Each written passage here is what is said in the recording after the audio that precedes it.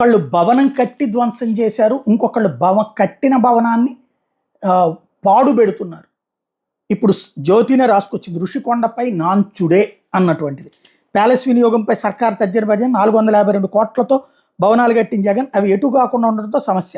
ఎంబసీలకు ఇవ్వాలని, కన్వెన్షన్గా వాడాలని, గెస్ట్ హౌస్లుగా ఉపయోగించాలని సూచనలు అన్నింటి పరిశీలిస్తున్నామని ప్రభుత్వం.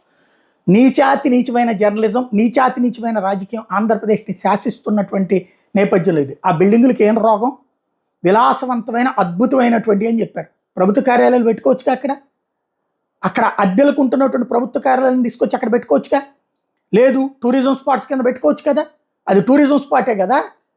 లేదు, దాన్ని ఏ కన్వెన్షన్ సెంటర్ల కిందనో పోనీ అద్దెలకు ఇచ్చుకున్న కోట్ల రూపాయలు డబ్బులు వస్తాయి కదా. రోజుకి కనీసం 50 లక్షలు వేసుకుంటే ఏడాదిలో ఎంత వచ్చి ఉండేది? దాని కన్స్ట్రక్షన్ కాస్ట్ వచ్చేసి ఉండేది 2 ఏళ్లకి.